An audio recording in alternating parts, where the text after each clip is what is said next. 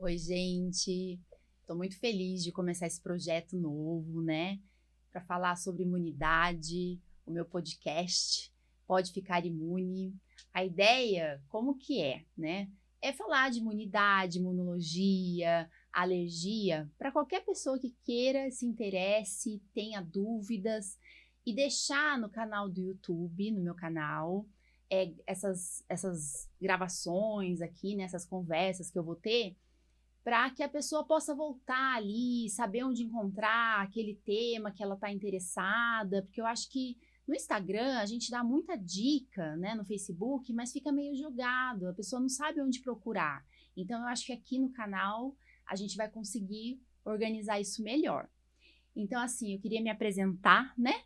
Quem não me conhece, eu sou a doutora Ana Carolina da Mataim, eu me formei em 2003 na Universidade de Taubaté.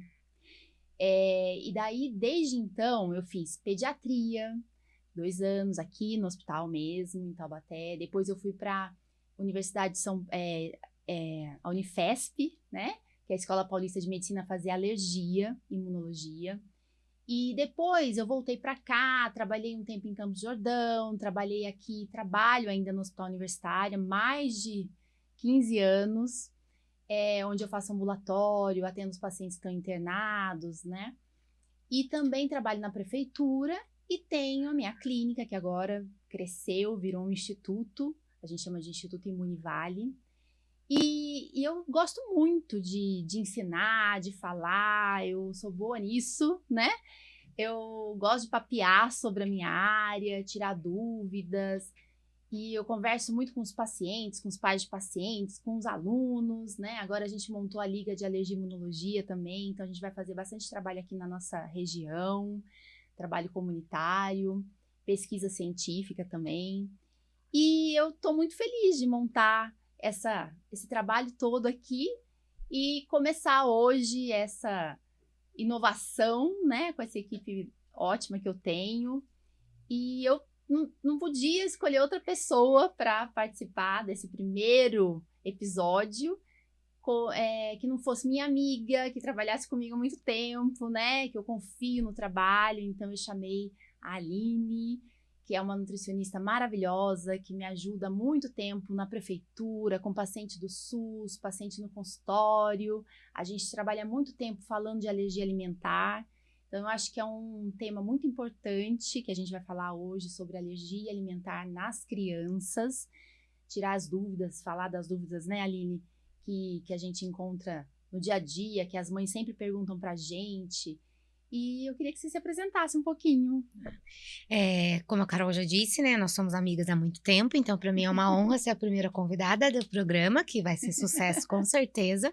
Meu nome é Aline Alves, sou nutricionista, tenho aí 12 anos de formação, sempre trabalhei com o público infantil, né, e comecei com a alergia alimentar na prefeitura de Taubaté, em 2010, né, depois fui trabalhar junto com a Carol no Instituto Imunivale, atendo com ela lá até hoje, né?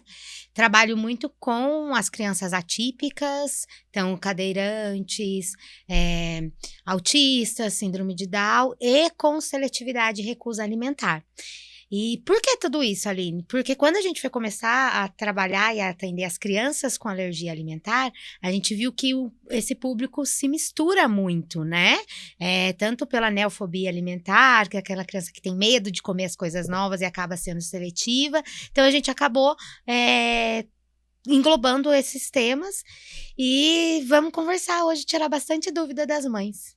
Então, eu já tô aqui anotando algumas coisas, porque ela vai falando, a gente já conversou um pouquinho antes aqui o que a gente ia falar, mas é sempre tanto assunto que eu gosto de anotar pra gente não se perder. Mas antes disso, né, eu queria agradecer as 4 empresas que acreditaram aí no que na proposta, né? Então, a gente vai, eu queria agradecer rapidinho aqui os nossos patrocinadores, apoiadores, né? Passa aí, produção. O Hebron, né? A Hebron, que é uma empresa, deixa eu só abrir aqui, gente, que é tudo começo, né? É uma empresa que faz gestão financeira e que tô trabalhando com eles, assim, é uma empresa que já, atua no mercado desde 2018 e já resolveu o problema de 1.500 clientes, então acho que, assim, é uma empresa que vale a pena, quem não conhece, ir atrás, né, para se familiarizar, tá? Passa aí o próximo. O Giprita, que é um hotel, é da minha família, da minha irmã, né? E esse hotel, eu brinco assim, que a minha irmã começou a administrar esse hotel e ela é celíaca, né? Então, na minha família, alergia alimentar, intolerância ao glúten é muito comum, gente. Intolerância à lactose faz parte do nosso dia a dia. Então, os meus pais com a pousada em Campos e a Dani com o hotel em Ubatuba, que é o Hotel Giprita, eles incentivam muito isso lá já na administração, no café da manhã, faz dieta para quem é alérgico, para quem é intolerante, entendem esse mundo. Então, acho que vale a pena para quem vai para Ubatuba passear, né? Conhecer lá também, tá? E a Pop-Up, que é a agência que cuida do meu marketing, tudo. E é uma agência que faz mais de 10 anos aí no mercado, com a Joyce, com o Eric, né? Que hoje em dia são meus amigos, né? e assim, é uma empresa que eu confio, que tá me ajudando muito em vários aspectos. Todo mundo que me vê, nossa, a doutora tá postando isso, tá postando aquilo, tá aparecendo bastante. É porque eles organizam isso para mim, me ajudam, porque vocês sabem que vida de médico, né, não é fácil, então a gente não para. Então, eu queria agradecer muito o apoio, o patrocínio mesmo. E, por último, a pousada do Conde, pousada dos meus pais em Campos do Jordão, minha família toda pousadeira, viu, gente? E também é onde começou essa história de fazer a inclusão dos pacientes com alergia, meus pais acreditam nisso, né, a administração toda, então, vocês podem falar, piegas, né, que ela tá colocando isso, mas é que eles me incentivam muito, acreditaram nessa história aqui também, porque meu pai é uma família de político, né, então assim, ele sempre falou para as pessoas, sempre divulgou muitas coisas boas, tentou ajudar, e eu acho que eu puxei isso dele, então eu queria valorizar esse apoio todo e colocar o nominho deles aqui, tá bom? Para quem me conhece, sabe que eu sempre tô falando de lá. E aí, vamos começar, né, Aline, a falar do nosso mundo de alergia, assim, né? Então, vamos começar falando assim, criança, quais são os alimentos mais comuns de causar alergia? Fala aí, daí a gente vai complementando. Tá bom. O campeão de audiência é o leite de vaca, né? Diferente do que as pessoas dizem também, o segundo maior é a alergia a ovo e não a alergia à soja, como a maioria das pessoas acham, né? Mas eu acho que descreveria pelo menos os 8 principais, né? Leite, ovo, soja, trigo, oleaginosas, então amendoim e as castanhas, né? Peixe e frutos do mar. É isso aí, né? São os principais. Às vezes eu brinco quando eu vou dar aula para os alunos, eu falo assim, imagina você ter alergia a leite, ovo, soja, trigo.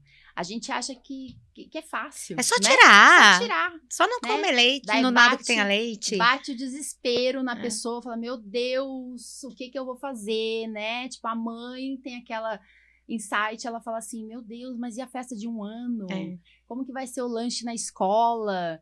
Né? Então, assim, quem que sabe cuidar disso, né? Somos nós, alergistas, gastro também. Sim. E a nutricionista, porque a gente não anda sem nutricionista hoje em dia. É muito difícil, ainda mais quando tem paciente com alergia a muitos alimentos, né? Eu acho que o primeiro impacto da mãe é que ela já pensa assim, meu filho tem alergia a leite. Meu Deus, não vai poder comer mais nada, né? E não é bem assim, né? Eu costumo dizer para as mães que o mais complicado é quando a criança tem uma alergia alimentar múltipla. Né, que você precisa tirar ali o leite e todos os outros alimentos que podem ser o causador da alergia. Mas se for uma alergia a leite de vaca, né, hoje em dia é muito mais simples a gente conseguir regularizar a alimentação do que há 10 anos atrás, por exemplo, quando eu comecei a trabalhar com isso, era muito mais difícil, Isso né? mesmo. Tanto alimentos industrializados quanto alimentos de fabricação própria são muito mais fáceis de serem encontrados e de serem produzidos hoje do que antes. E hoje em dia tem aquela lei, né, do põe no rótulo, Sim, que facilitou muito sim. a nossa vida.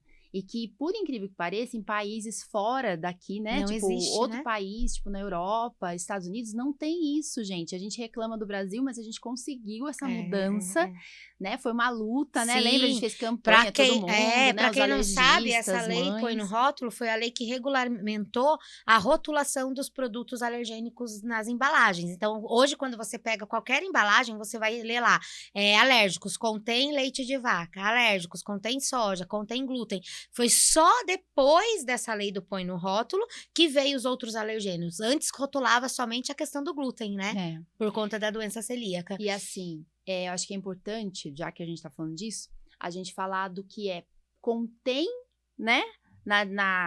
Quando a gente vai comprar alguma coisa, tá assim, contém leite de vaca, contém soja, contém ovo, e o pode conter, né? Fala um pouquinho disso. Isso é muito bacana, porque depois da rotulação também, grande parte dos produtos passaram a rotular que alérgicos pode conter traços de leite, ou alérgicos pode conter leite.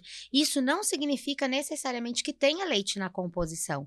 Então, a maioria das crianças que são alérgicos ainda podem consumir esse produto, né? Então, isso abre a gama de alimentos para essa criança de uma forma que as mães às vezes não imaginam. Então, quando está rotulado lá assim, pode conter leite de vaca, significa às vezes que o produto embalado numa mesma empresa que também mexe com leite. Mas dado o processo de descontaminação, tudo, a chance de ter uma proteína do leite de vaca ali é muito baixa. Então, num primeiro momento, uma criança que não está muito grave, a gente não tem necessidade de cortar esse alimento em si. Agora, quando ele vem rotulado, alérgicos contém leite, aí sim tem leite nessa composição, aí sim eles não podem consumir. E assim, tem pacientes que são muito sensíveis aos alimentos, né? E tem pacientes que um pouquinho, assim, pode não ter reação, né? Hoje em dia a gente sabe disso. Uhum. Então, eu lembrei agora, a gente fala do leite e tudo, mas tem a soja, que às vezes foi feito milho, foi ensacado, feijão, né? Feijão, no lugar onde tinha soja. Então, parece que isso é impossível, mas a gente sabe, as mães, elas, ainda mais quando o paciente reage com pouquíssimas quantidades, elas sabem que aquilo lá vai ser importante. Vai ter paciente que não vai ter tanto problema. E é muito comum, né? Eu escuto muito no consultório, doutora, é mais difícil você achar alimento limpo, né? A forma como elas dizem, de soja do que de leite. É muito mais difícil quando tem que restringir soja. Soja, né? Eu acho que é o mais difícil. É o mais difícil por conta dos industrializados em si, né? A gente não imagina, mas a soja tem no óleo de soja, a soja tem... E assim, tem a lecitina de soja, que é um produto, que é um óleo, né, da soja. Sim. Só que em alguns pacientes tem um resquício de proteína que aquilo ali vai causar alergia. Tem pacientes que não, né?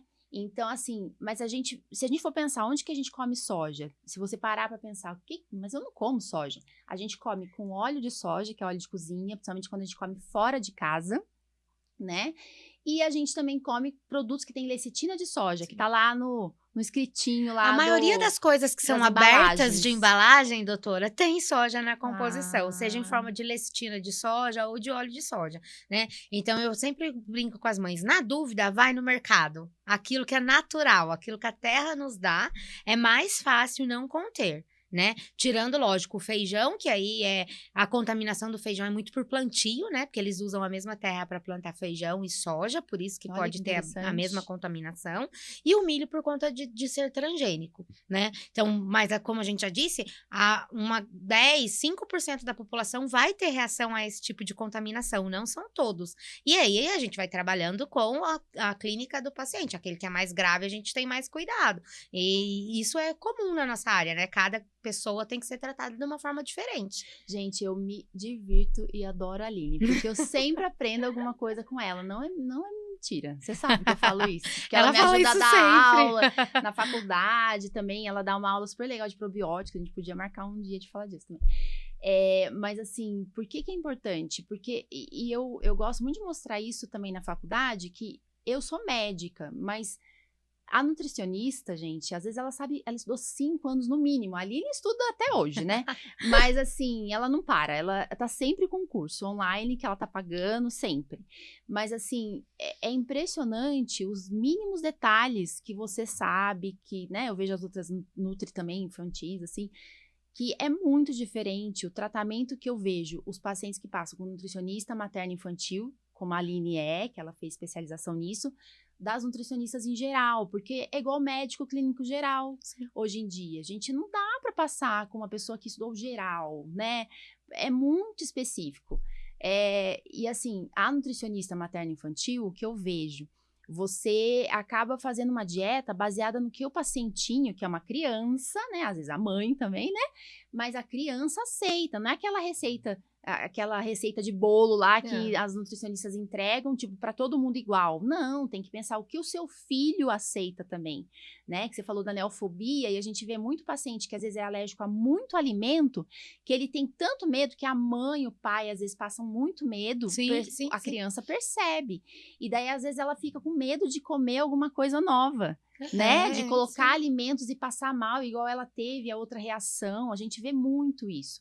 Então, eu acho que é muito importante esse trabalho que você faz. E uma coisa que também é comum, né, doutora, são os pequenininhos, né, menores de 2 anos, que evoluem aí com uma recusa alimentar.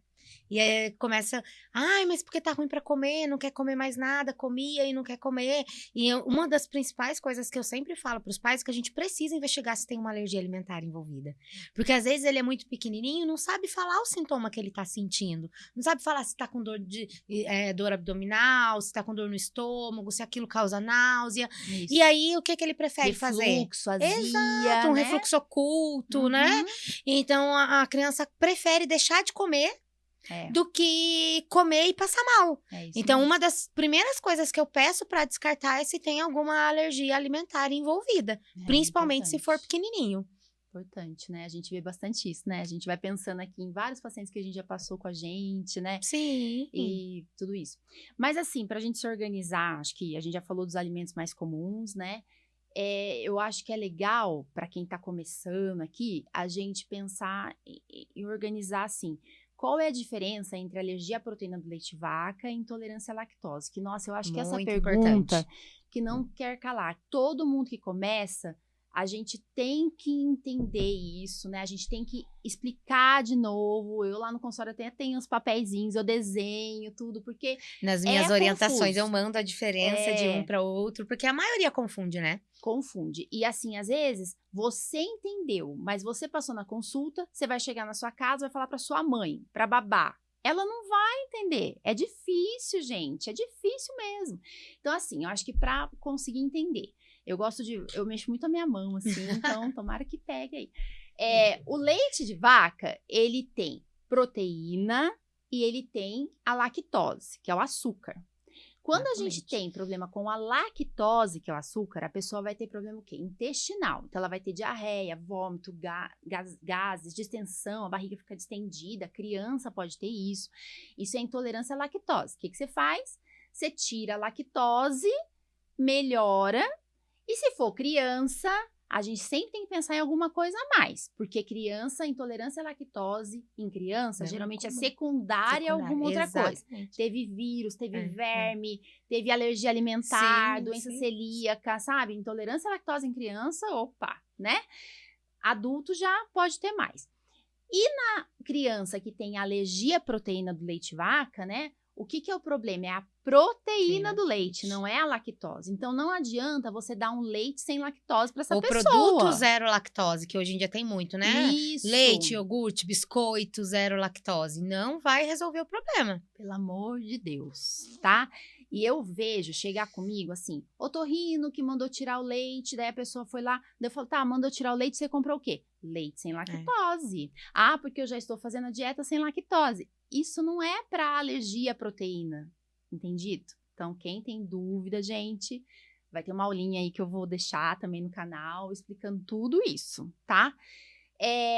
Daí, a gente sabendo a diferença, a gente consegue interpretar melhor assim, qual é o tratamento que eu vou fazer para aquele paciente, Sim, né? sim. Daí, antes do tratamento, eu acho que outra coisa, eu tenho minhas né, anotações aqui, que é igual eu faço lá com os alunos. Antes do tratamento, a gente tem que entender como que eu vou fazer o diagnóstico, né? Então, assim... Porque confundem também por conta disso, né? A alergia com a intolerância por conta dos sinais e sintomas. Daí, assim, o diagnóstico, eu vejo a Aline, assim, no dia a dia, ela sabe muito de alergia, mas ela fala assim, doutor, eu tenho certeza que tem alergia, mas eu quero que passe com a senhora pra senhora pedir exame. Ou então, para a senhora falar, porque quem, né, supostamente quem dá o diagnóstico é o médico. Não, né? é exatamente isso. Eu, como nutricionista, não posso dar nenhum tipo de diagnóstico. Então, eu sempre encaminho, eu falo para a doutora, olha, doutora, pela minha experiência, tem, mas a senhora fala melhor. Não, e assim, e outra coisa que, voltando, puxando um pouquinho o gatilho, né, aqui, os alimentos, quando a gente retira um alimento da dieta, a gente fica preocupado com um alimento em si, que é o glúten. Né? Eu acho que eu que tenho irmãs celíacas, né, tipo na minha família, é muito importante não fazer dieta sem glúten, se você não tiver certeza do que você tem. Porque o glúten, se a gente tira o glúten da dieta e vai colher exame de sangue ou vai fazer endoscopia, você vai ter exame falso negativo. Então, nutricionistas que estejam me ouvindo, né, pacientes, por favor, antes de retirar o glúten, passe no médico, né, especialista. Principalmente porque a gente sabe que o glúten tá muito ligado aí com estética também, né? Então, as mocinhas de plantão querem tirar porque diz que emagrece, né? Vamos fazer isso só depois de um exame, por favor. Ai, por favor, gente, vai mudar a vida de vocês, porque quem realmente tem doença celíaca, que é pra sempre, isso aí pode dar um falso negativo no exame, que você já tava sem glúten, e atrapalhar a sua vida, né? Então, e os cuidados são diferentes, né, doutora? Mas isso aí dá um programa inteiro só para falar, né, de glúten. Anota aí, produção. E daí, assim, voltando no leite de vaca ou nas alergias alimentares, né, a gente tem que lembrar que existe 3 tipos, né? Mas a gente divide mais assim, mediado por IgE, olha eu com a mãozinha lá. Mediado por IgE e não mediado por IgE. E o misto, que é o misturado. Só para, né, facilitar a nossa vida. Então, mediado por IgE é aquele paciente que ele tem IgE, um anticorpo de alergia positivo, né? Só que lembra que até 2 anos de idade esse exame pode ser falso negativo. Então, e é aquele exame que dá para fazer no sangue, então exame de sangue aí já é mediado. Já é mediado. Só que tem gente que faz esse exame, dá tudo negativo. E o paciente, ou o médico, né, o pediatra, o médico clínico, vai ver e fala assim, não, deu negativo, é negativo. Não tem alergia. Pode voltar a consumir leite. Né? Então, assim, eu acho que é muito importante a gente ver que a clínica que a gente fala, é assim, os sintomas que o paciente tem é soberano, né? Sim, tipo, é uma coisa assim, você vai fazer exame? Vai. Mas na alergia alimentar, é muito importante a gente saber. Eu como aquele alimento, eu tenho algum sintoma. Então, eu vejo muito sintoma assim. Alergia, chega paciente para mim com o olho inchado, porque comeu tal coisa. Com urticária, que é o vergão. Dermatite, que é a grosseira na pele, que coça, né? Ou então, sintomas respiratórios.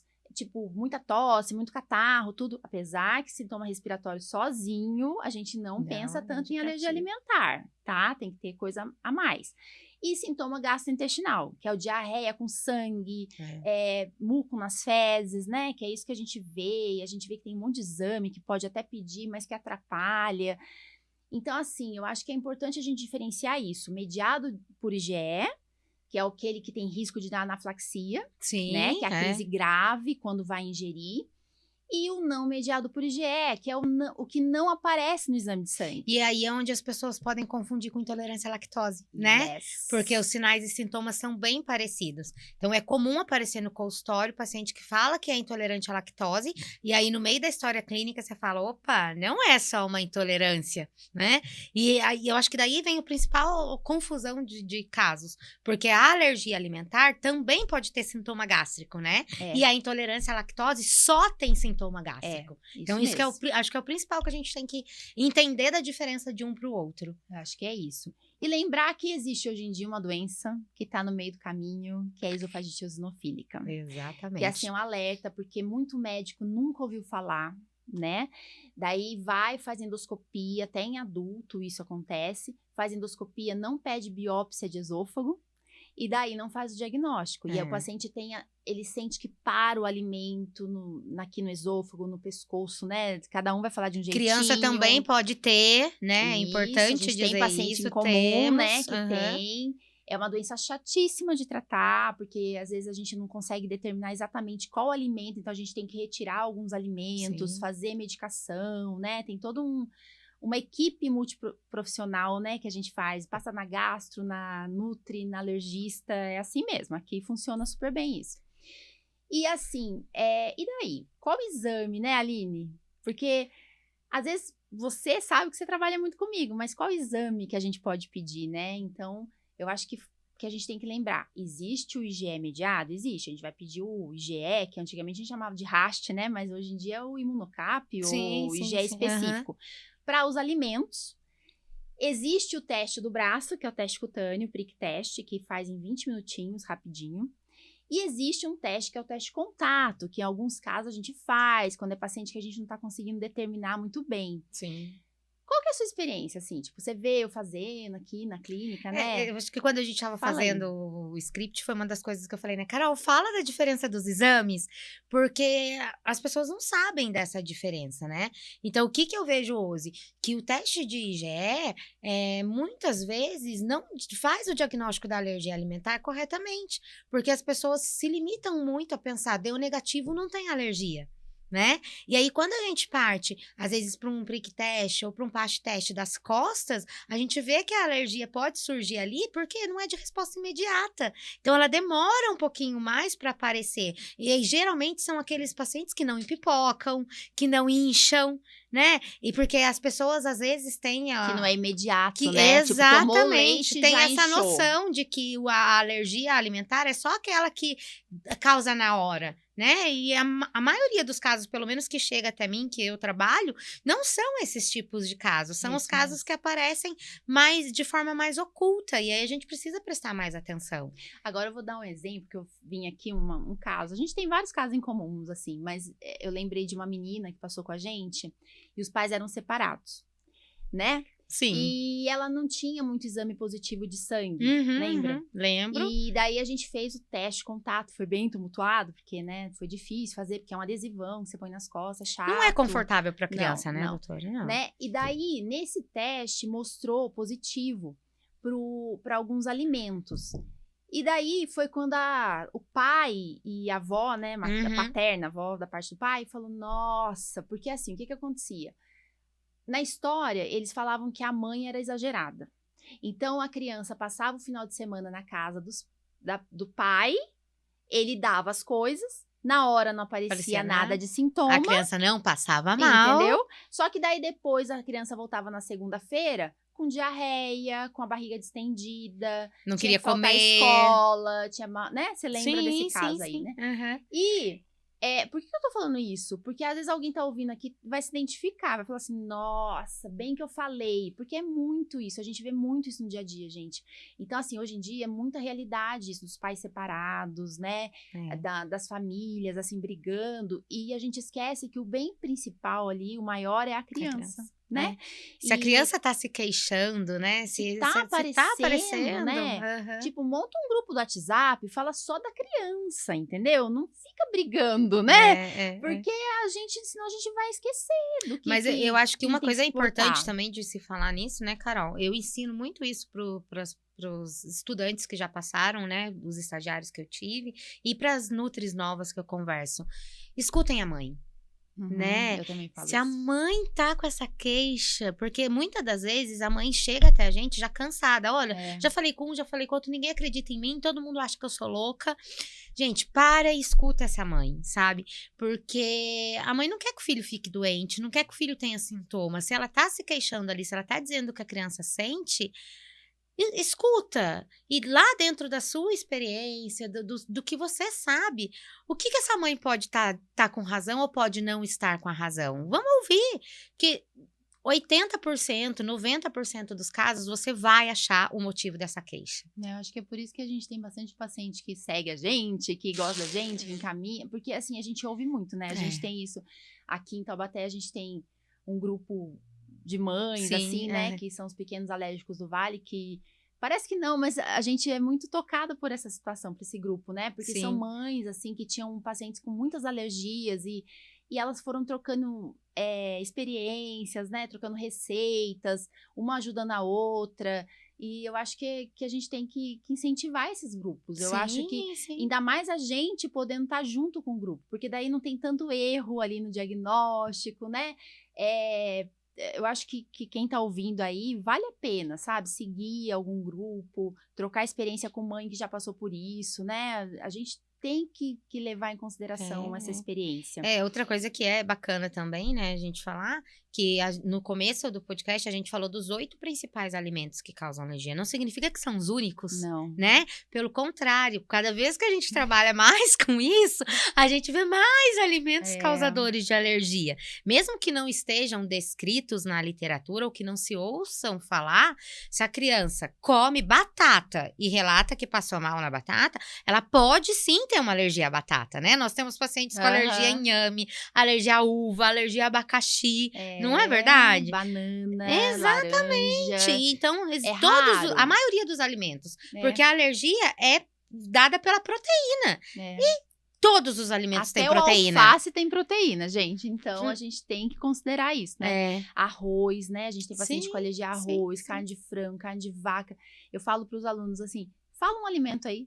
Eu tenho um paciente que tem alergia, né? Ou que não passa bem. Eu tenho bastante paciente que às vezes é vegano, vegetariano, daí chega aqui e fala, na verdade a gente vai ver e a história é que ele passava mal, ele tinha distensão, né? Não sentia bem com aquele alimento e acaba que pode ser uma alergia, né? Eu tô aqui pensando aqui, o que mais que a gente podia falar em relação ao IgE, né? Só para fechar isso. Um pouco, né? Não precisa ter IgE positivo, o IgE geral, o IgE total, para falar que é alérgico. Então, às vezes, médico do posto de saúde, clínico geral, que não tem muita experiência, ele pede o IgE para ver se a pessoa tem chance de ser alérgico. Mas, às vezes, o IgE vem normal, baixinho, mas o paciente não tem alergia mediada por IgE, ou então o paciente tem sintoma, mas ele não vai ter o IgE positivo. Então, acho que vale a pena lembrar disso, assim, eu acho que é um fator bem importante. Os testes para frutas e legumes, seria muito bom a gente fazer o teste prick-to-prick, né? Que é pegar a fruta e passar ali com a agulhinha ou com, né? Com material para fazer o teste. Quando tem possibilidade, a gente faz também.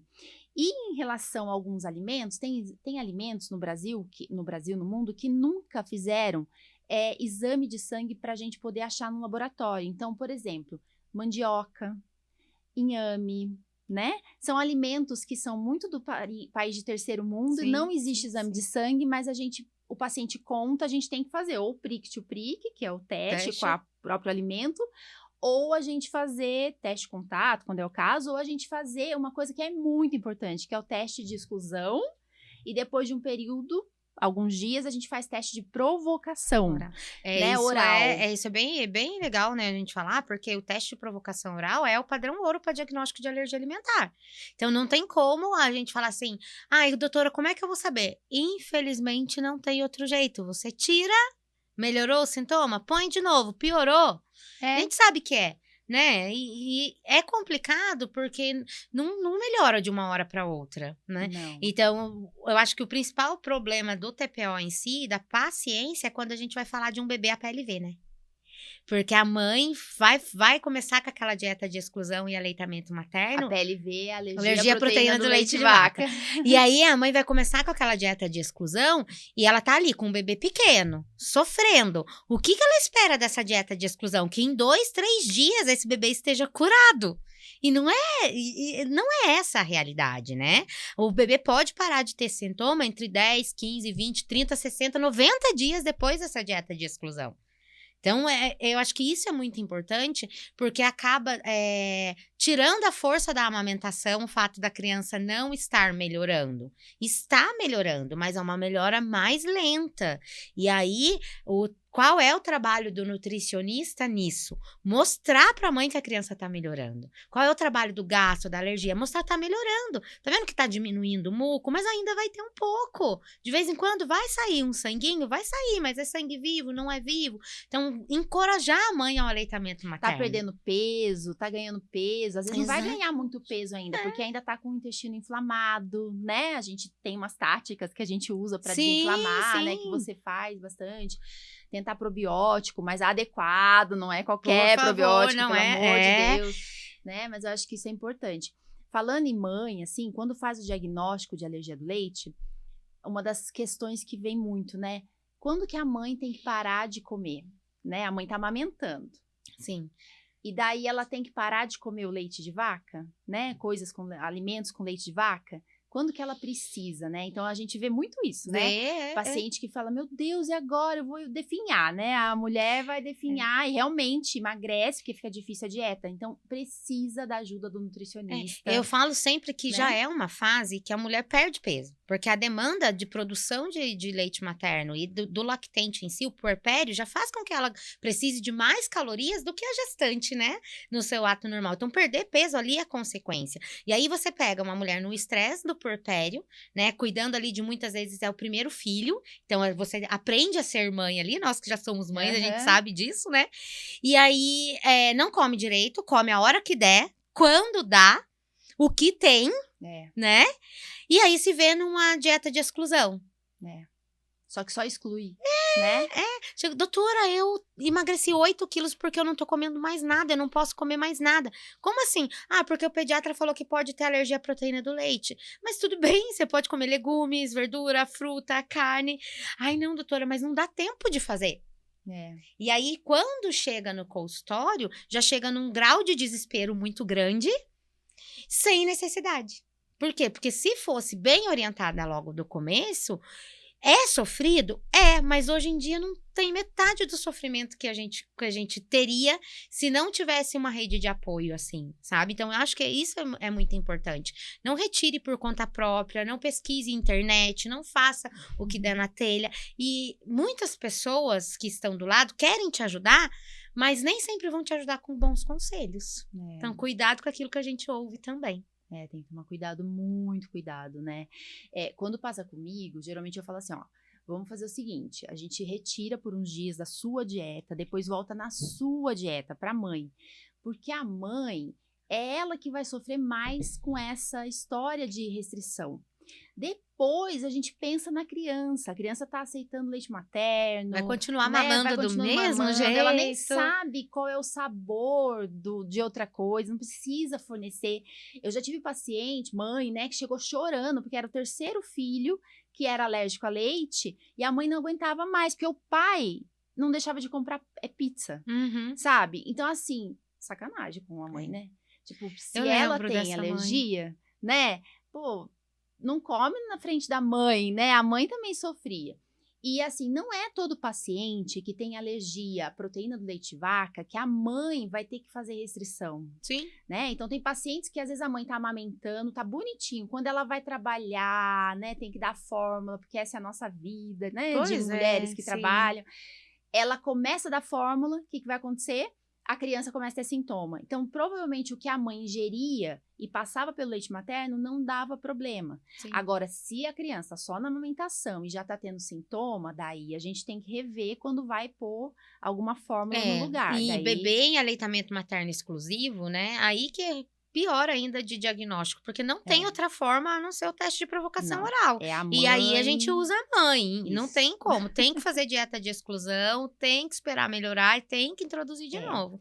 E assim, uma coisa importante, já falando disso também, é que até quando, né, que a criança tem que receber a fórmula? Nossa, porque o governo para de fornecer, né, quando vai a fórmula especial, né, a fórmula de aminoácido, fórmula extensivamente hidrolisada, a soja, quando pode usar, né, porque 40% dos pacientes que têm alergia a leite de vaca têm chance de ter alergia à soja. Então, a gente tem que tomar cuidado e soja tem uma aspas aí que a gente tem que para falar da soja, né? Mas assim, 2 anos, Aline, a gente tem que dar fórmula. Quantas mamadeiras uma criança de 2 anos tem que mamar? Mamadeira nenhuma com 2 anos, né, doutora? No copinho a gente pode dar um pouquinho, mas uma das principais questões que eu gosto de levantar com os pacientes é que uma criança de 2 anos, ela precisa comer. Né? Então não é aquele bebê mais que precisa de fórmula infantil de mamadeira de manhã, no meio da manhã, logo depois do almoço, a mamadeira para dormir à tarde e depois quando acorda, aí depois do jantar aí para dormir e de madrugada ela ainda acorda para mamar. Cansei aqui de pensar. Mas é a realidade, mas é isso né? Mesmo. Então, por quê? Porque as mães se apegam muito de que a fórmula de aminoácido livre, ou a fórmula extensamente hidrolisada, melhorou a qualidade de vida da criança, né? Então, elas têm medo de ir diminuindo e de ir tirando isso e a criança voltar a ter alergia. Então, na verdade, criança que é bem acompanhado, que tem um bom alergista, um bom nutricionista por trás, fórmula infantil 2 vezes ao dia. Olha lá ainda, de manhã aninhos, né? E à tarde, com 2 aninhos. Por quê? Se a gente tá falando de uma criança que não é alérgica múltipla, lógico, né? Voltando a dizer que cada criança é uma criança, ela tem que comer. E aí, no meio da manhã, é uma fruta. Na hora do almoço, é o almoço da família. Na hora, no lanche da tarde, é uma fruta ou uma outra coisa ali. Então, a fórmula infantil em si, 1, 2 vezes por dia somente. E eu pego pacientes, assim, que às vezes chegaram tarde pra mim, daí a gente faz diagnóstico e já tá comendo. Eu acho que esses são os mais difíceis, porque eles já conhecem o sabor das coisas. Então, a gente tirar os alimentos fica mais difícil. Mas daí, quando a gente fala assim, não pode leite, não pode ovo, não pode trigo, a pessoa fala, meu Deus, né? Aquela história do aniversário, da casa da avó, da casa da tia, como não que vou vai poder fazer? mais sair de casa com essa criança. Só que aí, a gente tem que lembrar do que pode. Então, eu aqui, como alergista, eu começo falando, vai poder comer a fruta, o legume, daí a mãe já vai tipo, nossa, mesmo, tem vida além disso, né? E tem hoje em dia os leites vegetais, né? Leite de soja, leite de arroz, leite de inhame, leite de aveia, de amêndoas, de castanha. A gente tem que tomar cuidado, né? Não pode ser a fonte única, tipo uma criança que tomava 7 mamadeiras. Vai tomar isso? Pelo amor de Deus, não pode. Não dá pra ser, Mas, às vezes, a gente dá uma enrolada, né? Pra criança viver a vidinha dela, se adaptar ao mundo. Eu fico sempre atenta com leite, né? O vegetal de soja, porque leite de soja não é leite, na verdade, né? A todas são soja bebidas amassada, vegetais né? E a soja amassada com açúcar, corante, às vezes, né? Eu falo isso. E o pior é que tem um hormônio parecido com o hormônio feminino, né? Que é o fitoestrógeno. E isso pode causar uma tendência à puberdade precoce. Então, eu fico bem alerta com essas o que eu costumo orientar as mães, né, com relação a isso. Primeiro, se a criança é maiorzinha e que já tá nessa fase de que comia de tudo e agora não pode comer mais, a primeira coisa que eu falo pra mãe, você não vai ficar, não pode comer isso, não pode comer aquilo. Você vai falar assim, olha, esse aqui você pode. Esse aqui você pode, a mamãe comprou esse e esse você pode comer. Por quê? Porque isso causa uma dor na criança que a gente não sabe o que ela vai levar pra isso, sabe? Então, principalmente em escola, em aniversário. Então, trabalha mais aquilo. Eu falo muito isso pra mãe. Aquilo que ele pode. Ele não tá isento de comer tudo do mundo. Por exemplo, não pode comer mais brigadeiro? Pode. Um brigadeiro que não contenha leite. Né? Então pode comer brigadeiro, mas é esse brigadeiro. Vamos fazer, né? Achar uma dieta, não é boa na cozinha, faz escolinha com a Aline, que a Aline dá aula disso. E com relação aos leites vegetais em si, a soja, o que eu falo pra mãe? Se você vai dar um copo de 180 ml de bebida vegetal de soja por dia, ok. O que não pode acontecer é achar que soja para tudo. Então, ao invés de você dar, por exemplo, um extrato de soja sabor morango, um extrato de soja sabor uva, dê um suco de morango, dê um suco de uva, Isso. né? Chocolates. Compre um chocolate isento de proteína, não compre um chocolate de soja. Então, essas escolhas inteligentes precisam ser aprendidas. E eu acho importante que a gente tá falando muito assim da proteína, do alimento, mas a gente lembrar que existem os micronutrientes. Sim. Então, o cálcio, né, as vitaminas, tudo isso é importante também. Então, quando a gente faz a dieta total de restrição de leite, por exemplo, a gente tem que ficar preocupado mesmo com o cálcio. Né? Se a criança não come bem, principalmente, né? Então, isso é uma preocupação muito comum. Doutora, mas e agora e o cálcio? Não vai crescer? Né? Porque elas ligam muito essa questão do cálcio com o crescimento. E não, na verdade, existem muitos outros alimentos que são fontes de cálcio e, às vezes, fontes melhores de cálcio do que o próprio leite. É que nós estamos acostumados numa cultura que leite é fonte de cálcio e pronto, né? Mas, por exemplo, os vegetais verdes escuros são excelentes fontes de cálcio. Então, um brócolis, uma couve, né? Eu falo que às vezes eu tenho até dó de dar alta para criança, porque daí os pais vão querer que a criança coma tudo aquilo que nunca comeu na vida e que nem sempre é o saudável ideal. Deixa a criança comendo bonitinho mesmo. Que é melhor, né? Então, a gente consegue, sim, introduzir alguns alimentos para regular esse aporte de cálcio e numa segunda alternativa a gente pode sim fazer a suplementação de cálcio, né? Isso, a gente faz quando precisa, né? Sempre comer primeiro. Deixa eu ver, o que mais que você gostaria de falar, assim? Que eu acho que a gente falou bastante coisa, né? Já, os exames, o tratamento. Eu acho que uma coisa também que eu gosto muito de falar, Carol, e que é importante, e aí é uma coisa que eu vivo um pouco na pele também, né? Para quem não sabe, eu tenho 2 filhos, a Ana Laura de 9 anos e o Nicolas de 3. A Ana Laura teve uma alergia um pouco mais leve, né? E o Nicolas tem alergia à proteína do leite de vaca. E eu ensino muito ele tudo isso que eu falei, né? O que pode e o que não pode. Então, ele hoje com 3 anos, mamãe, esse eu posso? Mamãe, esse não dói a barriguinha, né? Porque ele tem uma alergia que não é IgE mediada, então os sintomas dele são gastrointestinais. E isso é importante porque eu falo pra mãe, quanto mais dó você tiver, quanto mais pena você tiver de tirar aquele alimento do seu filho, mais danoso vai ser pra ele também. Agora, se você ensinar que é uma coisa natural, que é uma coisa boa pra ele, isso vai ser mais leve pra você, pra ele e pro resto da família. Né? Então, hoje, meu filho tá lá na mesa de brigadeiro. Mamãe, esse eu posso? Não, filho, esse você não pode. O seu tá guardado com a mamãe. Ah, tá bom. E ele sai. E às vezes ele vai buscar o dele, às vezes ele nem vai buscar o dele. Né? Mas eu tenho ainda pessoas da família que ficam, ai, tadinho, você trouxe as coisas pra ele. Ai, tadinho, mas ele vai comer isso? Então, não, é natural. E você precisa ensinar a criança, filho, você não pode comer isso porque você passa mal, lembra? Mas a mamãe trouxe o seu que você pode. Pro Nicolas, ele é a sensação da festa porque todo mundo quer o brigadeiro dele, que é diferente. E ele acha o máximo isso. Porque é a forma como eu ensinei. Então, eu sei que dói pra gente que é mãe, né? Tirar isso da criança. Mas dói pra quem? Dói pra gente ou dói pra criança? Né? Então, a forma como a gente passa isso é muito importante. E eu tenho também a Clara, né? Que é a filha da minha irmã, que é alérgica à proteína do leite também. E ela também, assim, ela se adequou, né? Então, ela pergunta também, esse faz mal? Ah, esse eu não posso? Tá bom, né? E o irmãozinho que protege, né? Esse ela não pode, esse não pode. E daí, um dia, ela ficou em casa comigo, eu sou tia, gente, né? Então, eu falei, o que eu vou dar para ela? Todo mundo tem alguma coisinha, um snack, né? Pra comer. E o que eu fiz? Eu perguntei pra ela, né? Daí eu fui com ela no supermercado, tal, a gente comprou lá o que ela gostava, que ela já estava acostumada. Então, assim, eu acho que a gente tem que ensinar a criança como ela vai viver.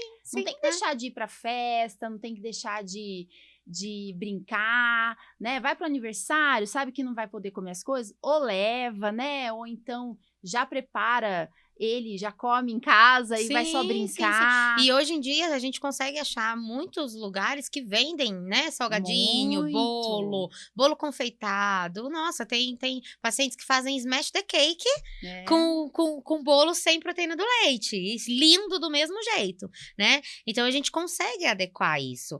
Hoje eu não preciso levar mais pro Nicolas, mas eu já precisei levar. Hoje ele come aquilo que ele sabe que ele pode comer quando come, porque ele quer mais mesmo é A brincar. maioria vem pra casa e quando chega em casa é que Mãe, tô com tô fome. com fome, né?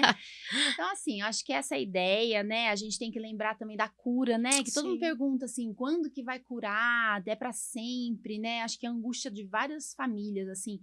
Nossa, mas isso tem solução? Então, assim, eu falo, hoje em dia, a maioria com 5 anos, né, que a gente aprende, claro que tem os alérgicos que são muito alérgicos, demoram mais tempo, Mais né, resistentes. mas a gente sabe que pode demorar um tempinho menor. Os pacientes que não são mediados por IgE, a tendência é que resolva até mais rápido, Sim, né? Os aham. mediados por IgE, que é aquele que tem o IgE bem alto, assim, esses demoram mais, né? Então a gente já sabe. Cuidado para fazer teste de provocação em casa, se for mediado por IgE, porque às vezes nunca teve uma reação grave, mas às vezes quando vai testar pode ser que tenha. Então o ideal é fazer o teste de provocação num lugar onde possa ser dado medicação, com o médico por perto. Acho que é bem importante isso.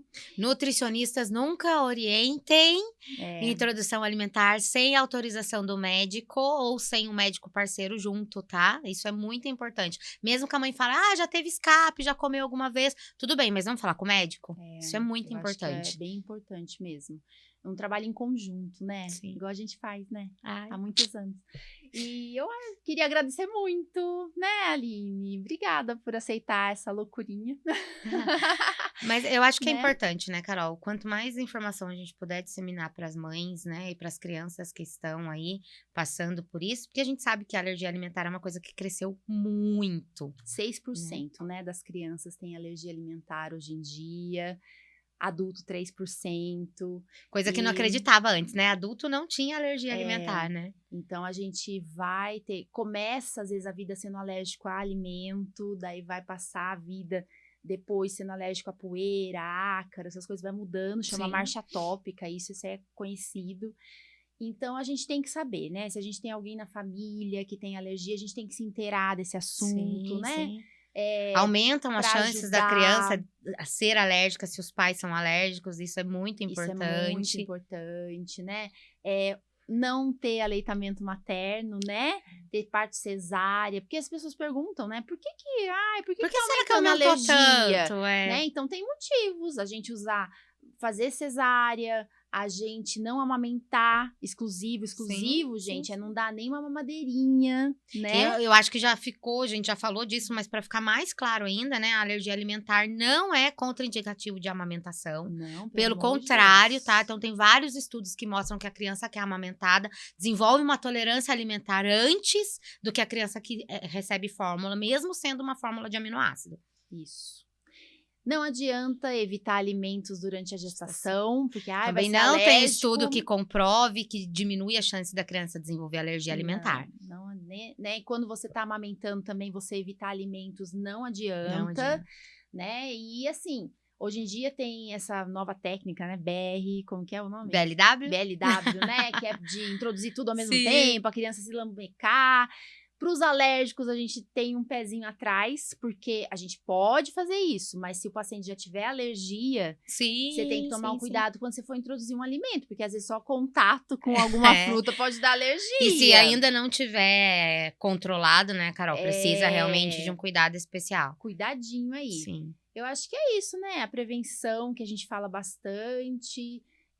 Eu acho que a gente falar para as pessoas, deixar aqui gravado, isso tudo vai ajudar. Espero que ajude. Quem tá falando, vai falar para mim se ajuda ou não, são vocês aí que estão assistindo. E não fiquem desesperadas sozinhas, busquem auxílio, busquem ajuda, porque olha quanta informação importante que a gente deu aqui, de coisas que às vezes não sabe. E aí a mãe fica desesperada sozinha no mundinho dela com as crianças, e aí tem muita coisa boa que acha no YouTube. Tá bom? Então, obrigada e até mais.